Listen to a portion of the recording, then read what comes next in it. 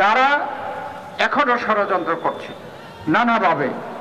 কিন্তু আমরা বলতে চাই, এদেশের জনগণ এখন বাংলাদেশে একমাত্র মনে করে যে বাংলাদেশ জাতীয়তাবাদী দলই জনগণের একমাত্র বিশ্বাসযোগ্য এবং জনপ্রিয় দল। কেননা আওয়ামী লীগ তারা নিজেরা নিজেদেরকে শেষ করে দিয়েছে। শেখ হাসিনা তার বাপকে দ্বিতীয়বারের জন্য এদেশে হত্যা করেছে। তাহলে এই রাস্তাঘাটে বিভিন্ন জায়গায় শেখ মুজিবুর রহমানের এই যে নানা ধরনের যে ছবি এবং যে মুরাল, এগুলো কে করেছে? হাজার হাজার কোটি টাকা খরচ করে শেখ হাসিনা করেছে। এবং এগুলো রাস্তায় এই মুরাল করাতেই তো জনগণ এগুলোকে ভাঙতে পারল।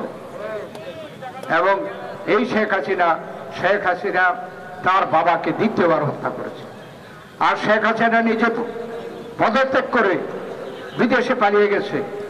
তার সাথে যারা আওয়ামী লীগের তার প্ররোচনায় দেশে লুটপাট করেছে, ব্যাংক লুট করেছে, টাকা পাচার করেছে এবং দেশের জনগণকে নানাভাবে নির্যাতন করেছে। তাদেরকে ফেলে দিয়ে শেখ হাসিনা পালিয়ে গেছে। এবং তাদের কি অবস্থা? আজকে এই সরকার তাদেরকে গ্রেফতার করে জেলের বন্দরে রেখেছে। আর অন্যরা হয় বিদেশে পালিয়ে গেছে, নাহলে দেশে আত্মগোপন করে আছে। আমরা এর জন্য এই সরকারকে বলতে চাই, অনতিবিলম্বে তাদের বিরুদ্ধে ব্যবস্থা নেওয়া হোক। তা না হলে তারা বাংলাদেশে নানা রকমের ষড়যন্ত্র করতে চেষ্টা করবে এবং সেটা এই সরকারের জন্য, বাংলাদেশের জনগণের জন্য কল্যাণকর হবে না। এই লক্ষ্যে আমরা জাতীয় ঐক্য সৃষ্টি করার জন্য আহ্বান জানিয়েছি।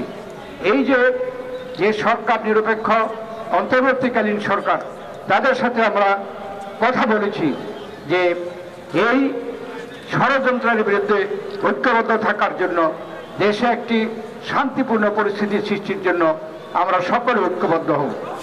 আমরা সেই ঐক্যের জন্য এখনো আমরা সকলকে আহ্বান জানাই।